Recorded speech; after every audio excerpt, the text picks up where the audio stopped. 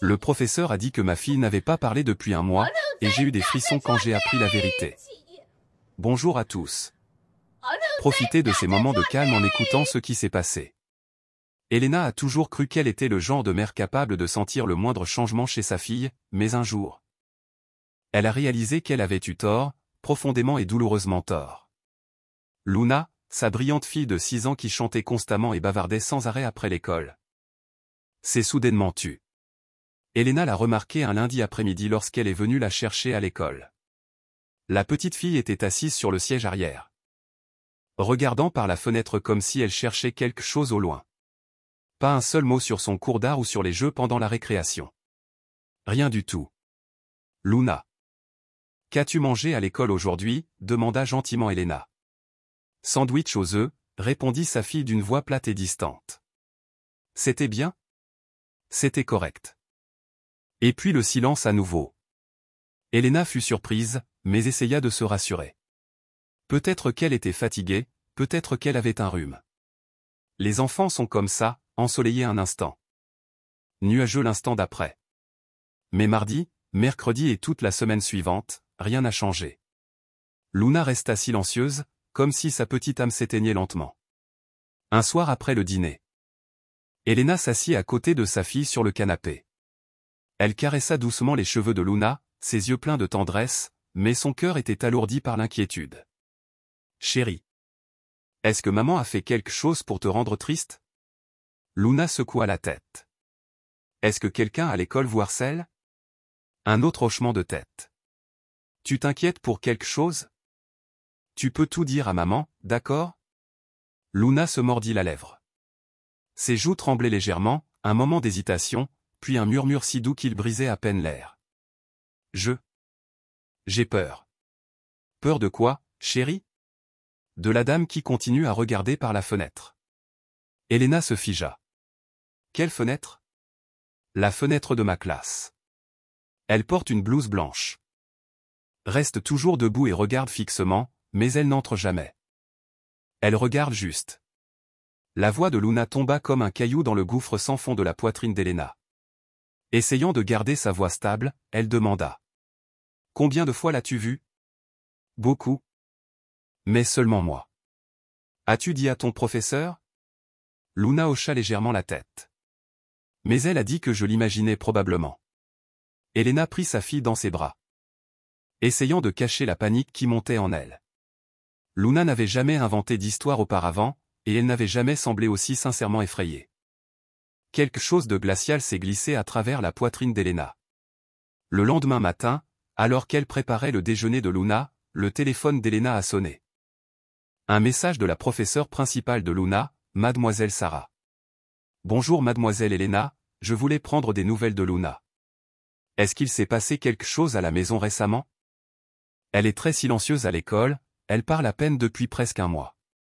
Je commence à penser que cela pourrait être quelque chose de psychologique. » Elena fixait l'écran, figée. « Un mois?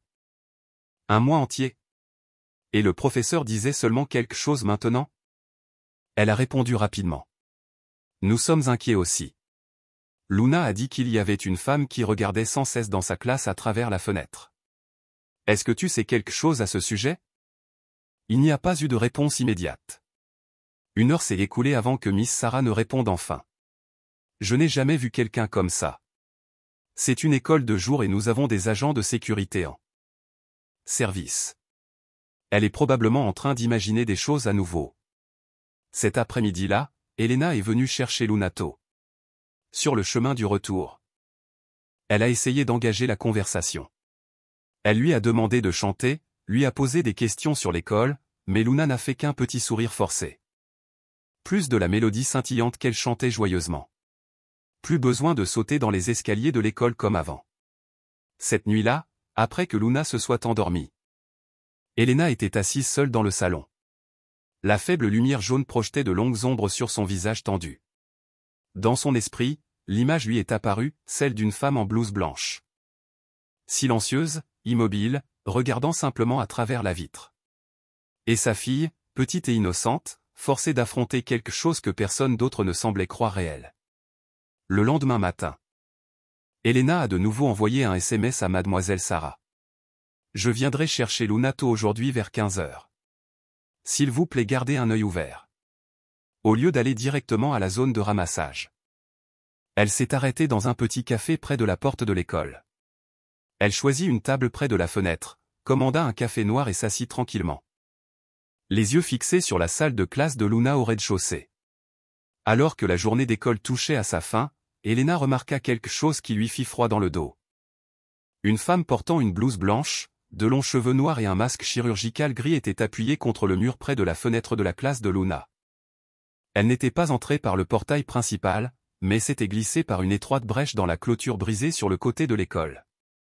C'était une zone que personne ne remarquerait à moins d'y prêter une attention particulière. Le souffle d'Elena se bloqua dans sa gorge. Elle a sorti son téléphone et a commencé à enregistrer. Ses mains tremblaient. Elle s'est précipitée vers la porte de l'école et a appelé les gardes de sécurité. « Monsieur, il y a un étranger qui s'est glissé à travers la clôture cassée. Elle se tient juste à côté de la fenêtre de la classe de ma fille. » Deux gardes, Reban et Julien, ont couru dans la direction qu'elle leur indiquait. Mais au moment où ils sont arrivés, la femme avait disparu. « Il n'y a personne ici, » halta Reban. « Êtes-vous sûr d'avoir vu quelqu'un » Elena a brandi son téléphone. « Ici, j'ai une courte vidéo, mais elle est un peu floue. » Julien le regarda et fronça les sourcils. « On dirait quelqu'un en tenue médicale. Mais nous n'avons pas eu de bilan de santé à l'école ces derniers temps. » Elena a demandé sèchement. « Tenez-vous un registre des entrées et des sorties ?» Cette personne n'a pas utilisé la porte principale, elle n'aurait donc pas signé. Ruben secoua la tête. Nous surveillons uniquement la porte d'entrée. Quelqu'un arrive par le côté ? Eh bien, on n'a pas encore réparé cette clôture. Elena les regarda tous les deux, sa voix devenant plus froide. Et si cette personne était dangereuse ? Est-ce que l'un d'entre vous a des enfants ? Silence. Ce soir-là, Elena a regardé à nouveau la vidéo sur son ordinateur. Même si elle n'a duré que quelques secondes, l'image de cette femme lui a donné la chair de poule. Ce n'était pas seulement le regard fixe. C'était la façon dont son regard transperçait les couches de verre de la fenêtre comme une aiguille plantée directement dans l'esprit d'un enfant. Cette nuit-là, Luna pleura à nouveau dans son sommeil. Elle enfouit son visage dans l'oreiller, les poings serrés. Murmurant quelque chose d'inintelligible. Elena se précipita à son chevet et la serra fort dans ses bras, des larmes coulant sur son visage. « C'est bon. C'est bon, bébé. Maman est là. » Mais à l'intérieur, sa peur s'était transformée en quelque chose de plus profond, de plus sombre. Un étranger. Resté. Une peur murmurée par son enfant. Et le silence inquiétant de tout le système scolaire. Dans les jours qui suivirent, Elena continua à regarder depuis le café. La femme en blanc est apparue 2 fois de plus, chaque fois en empruntant le même itinéraire. Elle restait silencieuse à regarder la classe. Puis disparaissait comme une ombre. Ce soir-là, Elena a de nouveau envoyé un SMS à Miss Sarah. « J'ai revu cette femme aujourd'hui. Tu ne sais vraiment rien ?» Sarah a répondu quelques minutes plus tard. « Je suis désolée. J'étais en classe toute la journée, donc je n'ai pas prêté beaucoup d'attention au couloir. Mais aujourd'hui... » Luna semblait à nouveau effrayée. « Je garderai un œil ouvert. » Une réponse trop prudente. Trop inutile. Cette nuit-là, Elena a décidé de rejoindre le groupe de discussion des parents de la classe de Luna. Elle n'avait jamais participé auparavant, toujours trop occupée et jamais intéressée par les bavardages mesquins. Mais maintenant, elle avait besoin de réponses. Son premier message était bref. « Salut. Je suis la maman de Luna. Je voulais demander, est-ce qu'un autre enfant a déjà mentionné une femme étrange debout devant la porte de la classe ?» Le groupe est resté silencieux pendant plusieurs minutes. Puis une vague d'émojis de réaction surprise est apparue. Une mère nommée Sophia, la mère d'April, a été la première à répondre. « Oh mon Dieu. Avril a mentionné quelque chose comme ça plus tôt ce mois-ci. Elle a dit qu'il y avait une femme en blanc qui regardait fixement la salle de classe. Mais je pensais qu'elle avait tout inventé. Dernièrement, elle a constamment mal au ventre. Le médecin n'a rien trouvé. Est-ce que ça pourrait être ? » Puis une autre mère, Laura, la mère de Noah, est intervenue. Noé n'a rien dit, mais il se réveille en sursaut la nuit. Il n'arrête pas de dire que quelqu'un le regarde. Je pensais que c'était juste des cauchemars. La tension monte dans le groupe. Soudain, un message est arrivé de Daniel, le père d'Émilie, celui qui est habituellement silencieux. Je ne veux pas en faire tout un plat, mais la semaine dernière, j'ai secrètement installé une petite caméra dans le sac à dos d'Émilie. Elle a également mentionné que quelqu'un regardait à travers la fenêtre. Et j'ai enregistré quelque chose. Le groupe a explosé de messages et de questions. La peur et l'incrédulité ont envahi. Et juste comme ça, Elena réalisa que sa fille n'avait rien imaginé du tout. Elle avait vu quelque chose que personne ne voulait croire réel. Et maintenant, d'autres le voyaient aussi. Tout le monde a exigé de voir les images. Daniel répondit, « Je le partage seulement avec Elena. » C'est elle qui a soulevé le sujet. Quelques minutes plus tard, Elena reçut un message privé de Daniel. Il y était joint une vidéo de près de 30 secondes. Ses mains tremblaient lorsqu'elle l'ouvrit. Le clip a commencé avec une image floue provenant de la caméra du sac à dos, face à la fenêtre de la classe. Les enfants étaient assis en classe. Mademoiselle Sarah écrivait au tableau. Puis le rideau à droite de la salle de classe s'est soudainement déplacé. Une main pâle tira lentement le rideau. Dans l'étroite ouverture, un visage apparut. Sa moitié inférieure était dissimulée derrière un masque, seuls 2 yeux perçants et vides étaient visibles. Ses yeux fixaient directement l'objectif, puis disparaissaient. Elena a laissé tomber son téléphone par terre. Oh mon Dieu! Elle fondit en larmes, incapable de se retenir davantage. Daniel a suivi avec un autre message. J'ai envoyé cette vidéo à l'école vendredi. Ils ont dit qu'ils examineraient la situation, mais personne ne m'a répondu. Elena n'arrivait pas à y croire. Personne n'a répondu? Le lendemain matin, Elena se rendit à l'école, cette fois sans prévenir. Elle attendait la directrice adjointe Karen Wright dans le bureau administratif. Karen, une femme d'une quarantaine d'années aux cheveux légèrement bouclés, a toujours gardé une attitude calme. Mais aujourd'hui, quand elle a vu Elena, son visage a légèrement pâli. Bonjour. Mademoiselle Elena. Quelque chose ne va pas? Elena a allumé son téléphone et a lu la vidéo. Je ne dirai pas grand-chose. C'est ce à quoi mon enfant et beaucoup d'autres sont confrontés. Karen a regardé le clip, son visage devenant cendré. D'où ça vient? Qui l'a enregistré? Peu importe. Ce qui compte, c'est, qui est cette femme? Karen déglutit difficilement. Je ne sais pas. Mais c'est peut-être quelqu'un que le directeur connaissait. Une vieille connaissance, peut-être, qui se tient devant une classe, à observer les élèves depuis des semaines. Je vais signaler ça. On va vérifier les journaux.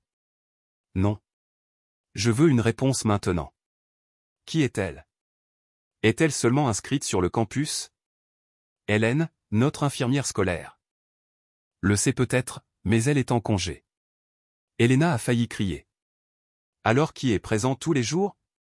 Est-ce que l'école l'aide à faire ça? L'air est devenu glacial. Un membre du personnel nommé Rachel est sorti comme pour dire quelque chose, puis s'est retiré tranquillement. Karen a lutté pour garder son calme. Nous examinerons les registres d'entrée et contacterons la police si nécessaire. Mais ne tirez pas de conclusions hâtives.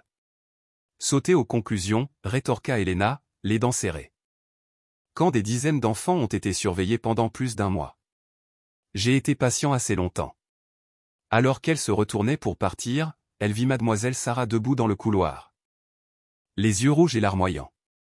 Elena s'approcha d'elle. Mademoiselle Elena, je suis vraiment désolé. Je n'aurais jamais pensé. Tu n'as pas réfléchi parce que tu n'as pas cru les enfants. L'interrompit Elena. Vous les laissez être surveillés, tous les jours.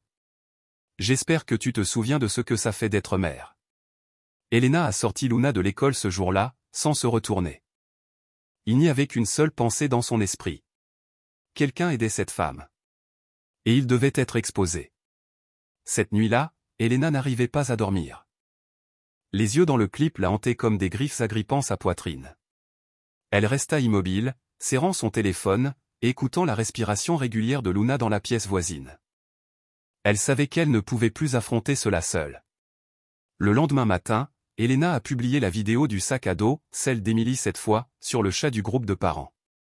Elle a écrit: Voilà ce qui se passe dans la classe de nos enfants.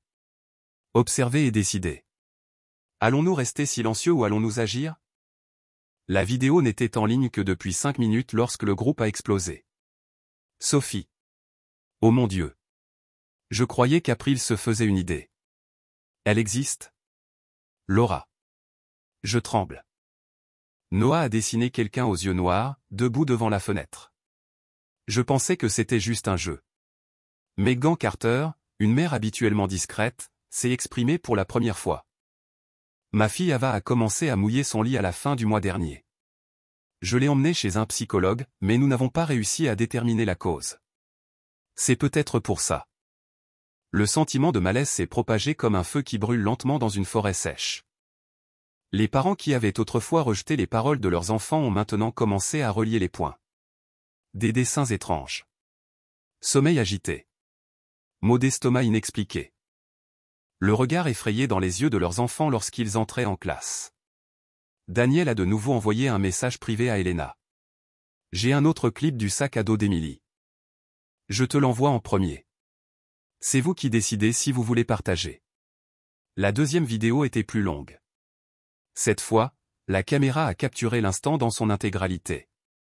La femme a tiré le rideau et a levé son téléphone pour prendre une photo. Même avec son visage caché derrière un masque. Ses yeux, des yeux qui semblaient dépourvus de blanc, étaient d'une clarté effrayante. Elena ne pensait pas que la peur pouvait la rendre nauséeuse. Mais après avoir regardé les images, elle a couru aux toilettes et a vomi jusqu'à ce que sa gorge brûle. Cet après-midi-là, les parents ont convenu de se retrouver dans un café près de l'école. C'est Elena qui l'avait organisé. 6 personnes se sont présentées. Sophia, Daniel, Megan Carter, Laura, un jeune père nommé Ethan dont le fils était dans la classe d'un accent grave côté. Et une maman plus âgée nommée Jessica, la mère de Grace. Nous devons faire quelque chose, commença Elena, la voix rauque à cause de l'épuisement. Daniel hocha la tête. Je pense que nous devrions installer une caméra cachée. On ne peut plus compter sur l'école. Sophia avait l'air inquiète. Mais où l'installerions-nous? Nous n'avons pas accès au couloir. Ethan murmura. J'ai un ami qui s'appelle Thomas. Il travaille dans la sécurité informatique. Il pourrait peut-être m'aider. Pas besoin de toucher aux infrastructures de l'école. Il peut l'installer sur un rebord de fenêtre ou une grille d'aération. Couverture grand angle. Jessica hésita. Mais n'est-ce pas illégal? Elena a craqué. La classe est surveillée depuis presque un mois. Mon enfant a des troubles du sommeil. Qu'est-ce qui pourrait être plus grave que ça? Ils sont restés là sans rien faire. Après quelques discussions, ils ont convenu d'installer temporairement des caméras à 3 endroits. Le couloir près de la classe de Luna. L'espace étroit près de la lunette arrière. Un endroit au-dessus de l'entrée du couloir principal. L'installation serait effectuée pendant le week-end pendant que l'école était fermée. Elena a assumé le rôle de contact principal. Elle n'aurait jamais imaginé qu'elle organiserait un jour une opération quasi d'enquête comme celle-ci. Mais le sentiment d'avoir des gens à ses côtés l'a empêché de sombrer dans le désespoir. Samedi, Ethan a amené Thomas, un homme maigre aux yeux perçants et aux mains rapides comme l'éclair. Il leur a fallu moins de 40 minutes pour installer 3 petites caméras sans fil, compactes et discrètes, directement reliées à l'ordinateur d'Elena. En 4 jours, nous aurons tout capturé, a déclaré Thomas. Si quelqu'un répète son comportement, nous aurons des preuves solides. Elena le remercia. Je n'aurais jamais pensé placer autant d'espoir en un inconnu quand le directeur de l'école de ma fille. Thomas eut un léger sourire. Mais les étrangers voient souvent la vérité plus clairement. Après l'arrestation, j'ai eu le sentiment qu'un nouveau chapitre allait commencer, un chapitre où la vérité allait enfin éclater. Mais non. Juste au moment où Elena pensait que les portes de la justice s'étaient ouvertes et que la lumière brillerait dans les couloirs sombres de l'école qui avait caché des secrets pendant des mois. Ce qui a suivi l'a plus refroidi que le moment où elle a découvert que sa fille était surveillée. La femme a été retenue au commissariat pendant 3 heures. L'unité d'enquête a indiqué qu'une vérification supplémentaire était nécessaire, car elle ne portait aucune pièce d'identité, seulement un vieux badge aux inscriptions effacées. Collaborateur médical. Programme de dépistage scolaire. La carte avait expiré en 2019. Elena et Daniel ont attendu devant le commissariat tout l'après-midi. Lorsque Paul est finalement sorti, il a simplement dit « On ne peut pas la garder plus de 24 heures sans raison plus solide ». Son ordinateur portable et sa clé USB sont envoyés à l'expertise informatique pour extraction de données. Mais l'école ne se montre pas très coopérative. Les yeux d'Elena s'écarquillèrent. « Comment ça, tu ne coopères pas ?» Paul la regarda droit dans les yeux. « Nous avons besoin d'une confirmation officielle de la direction de l'école, cette femme ne fait pas partie de leur personnel et n'a pas été invitée sur le campus. » Mais le directeur a dit qu'il ne pouvait pas confirmer. Ils ont prétendu qu'elle avait peut-être aidé l'année dernière, puis ont dit qu'ils ne s'en souvenaient pas. Daniel fulmina. « C'est dingue. Ils ne peuvent pas être aussi ignorants. » Paul soupira. « On fait ce qu'on peut, mais si aucun contenu illégal n'est rapidement découvert, elle pourrait être libérée. » Elena sentit le ciel s'effondrer sur elle. Le lendemain matin, elle s'est rendue tôt à l'école, exigeant de parler au directeur Mark Graham. Un homme connu pour son caractère solitaire et sa rareté aux réunions de parents. Mais elle a été accueillie par la directrice adjointe Karen, une personne au visage familier et poli, qui avait le don de l'esquive. « Désolé, Monsieur Graham est en réunion avec le bureau du district, » dit Karen alors qu'Elena entrait. « Je ne suis pas venu ici pour connaître son emploi du temps. Je veux savoir qui est cette femme en blouse blanche ?» La voix d'Elena était sèche. Karen pinça les lèvres, puis s'assit sur le canapé. « Nous coopérons à l'enquête. Mais il est possible qu'elle ait travaillé avec nous dans le cadre d'un programme de soutien médical externe. » « Quel programme ? » Hélène, notre coordinatrice santé, en saurait plus. Mais elle est en congé maladie et n'a pas été joignable. Alors pourquoi cette femme n'avait-elle pas de badge d'accès ? Pourquoi les gardiens ne la reconnaissaient-ils pas ? Et pourquoi l'école n'a-t-elle pas appelé la police plus tôt ? Mademoiselle Elena, veuillez comprendre que nous ne voulions pas alarmer les parents sans preuve vérifiée. Et Elena frappa la table de sa main. Comment ça, aucune preuve ? Avez-vous vu la vidéo, les photos ? Ou avez-vous besoin que quelques enfants supplémentaires tombent malades de peur ? Karen tressaillit. La porte du bureau s'est ouverte. Une femme aux cheveux courts, vêtue d'un chemisier blanc, entra. C'était Rachel, l'assistante administrative. Désolé ? J'ai entendu des voix fortes. Elena se tourna vers elle. Rachel, as-tu déjà vu cette femme près de la salle de classe ? Tu as dû voir les nouvelles caméras installées. Rachel jeta un coup d'œil à Karen, puis détourna le regard. Je ne sais pas trop. Je m'occupe uniquement de la paperasse. Je ne gère pas les salles de classe. C'est toujours je ne sais pas, mais vous êtes tous très sûrs de vous quand vous notez les retards des enfants ou les punissez pour la mauvaise couleur de chaussures, dit Elena avec amertume. Quand des enfants sont violés, vous dites que c'est de l'imagination. Quand la vérité éclate, vous dites que vous ne vous en souvenez pas. Karen se leva. Mademoiselle Elena. Je comprends votre inquiétude, mais restez calme. Nous ne vous cachons rien. L'école regrette profondément ces événements. Les regrets ne suffisent pas. Je veux savoir. Pourquoi ma fille doit-elle vivre dans la peur au quotidien, alors que vous êtes tous assis en réunion à dire « on n'est pas sûr ». Personne n'a répondu. Elena quitta le bureau et croisa Sarah, l'enseignante de Luna, qui se dirigeait vers l'administration. En voyant Elena, Sarah se figea. La mère de Luna. Sarah, j'ai juste une question, dit Elena, les yeux rouges. Pendant tout ce temps, tu n'as vraiment rien vu. Sarah baissa la tête. J'ai juste regardé à l'intérieur de la classe. Je ne m'attendais pas à ce que quelqu'un comme ça apparaisse. J'ai été trop négligente. Tant d'enfants te l'ont dit, pas seulement les miens. Sarah murmura d'une voix étranglée. J'avais tort.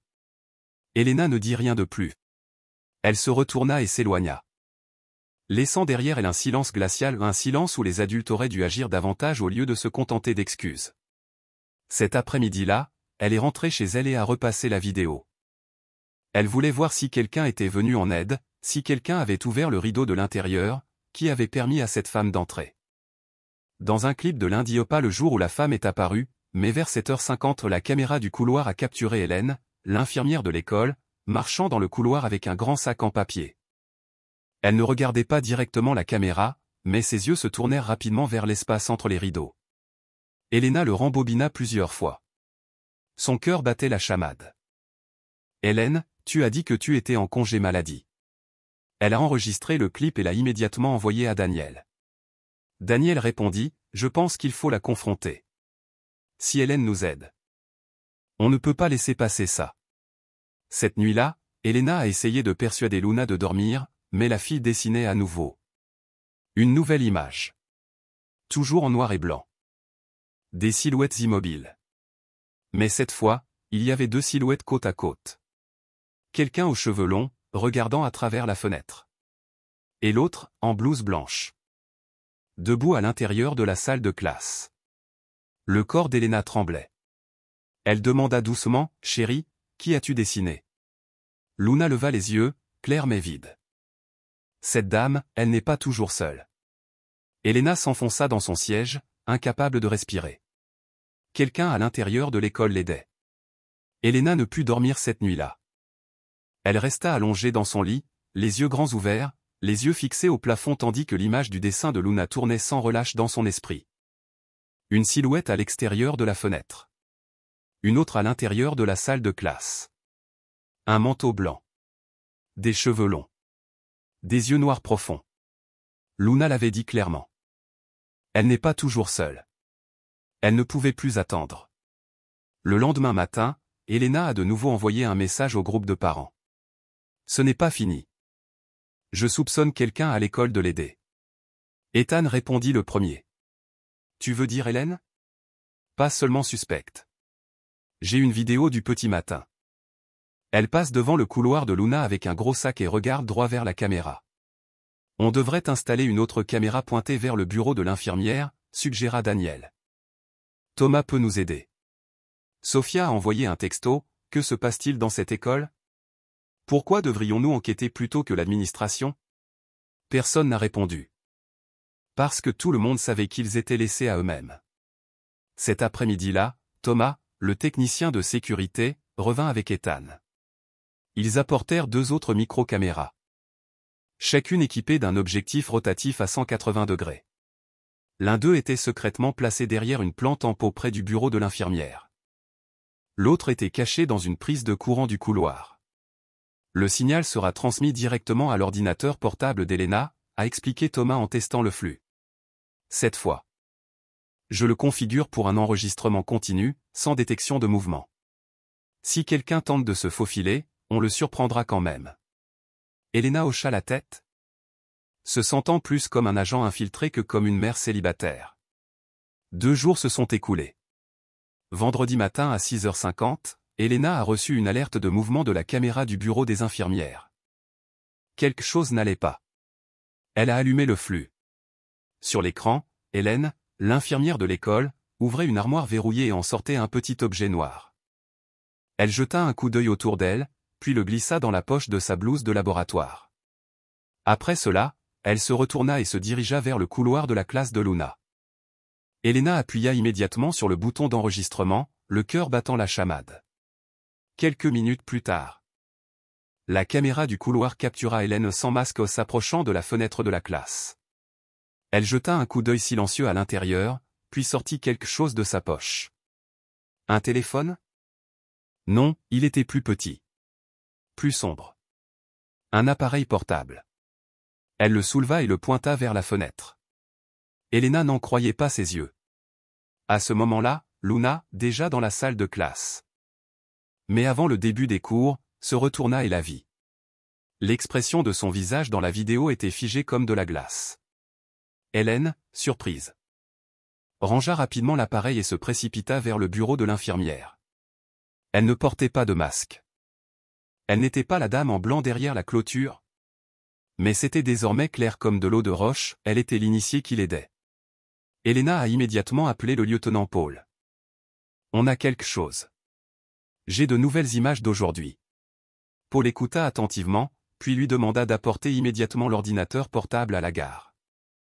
Elena est arrivée au commissariat avec Daniel tout en rejouant le clip pour Paul dans la voiture. À l'intérieur. L'équipe médico-légale avait déjà décrypté la clé USB et l'ordinateur portable de la femme en blanc. Matthew, un technicien chauve, les a accueillis à la porte. Il les a avertis de se préparer. Lorsque la clé USB a été chargée, des centaines de dossiers sont apparus. Certains étaient numérotés. Mais d'autres étaient étiquetés avec de vrais noms d'école, y compris celui de Luna.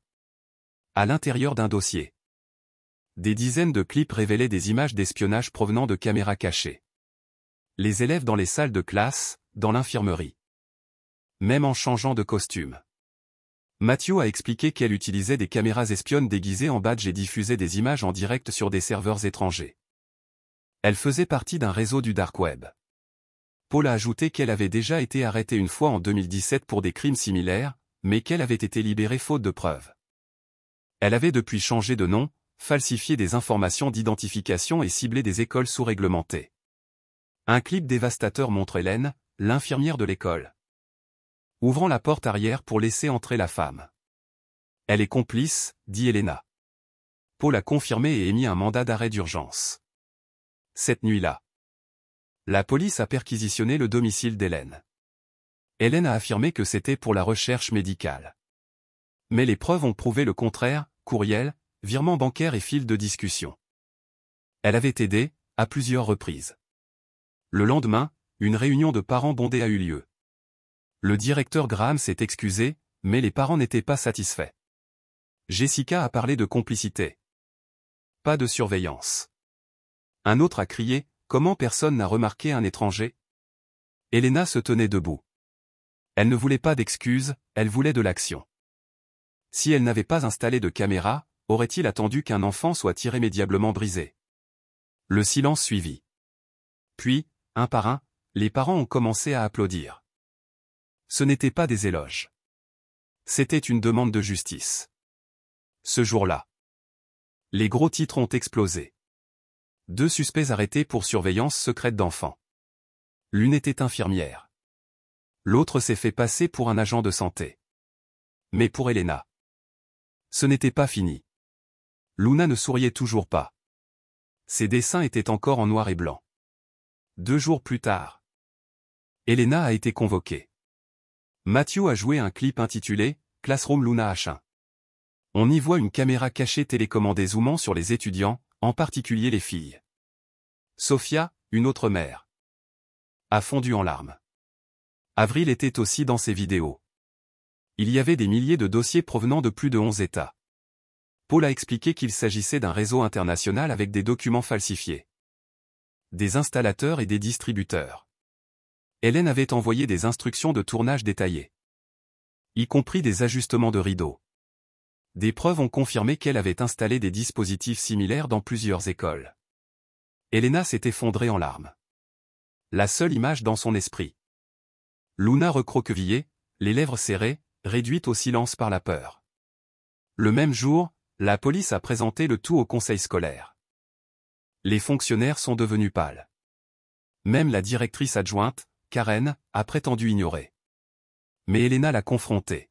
« Tu t'en doutais, mais tu as choisi le silence. » dit-elle.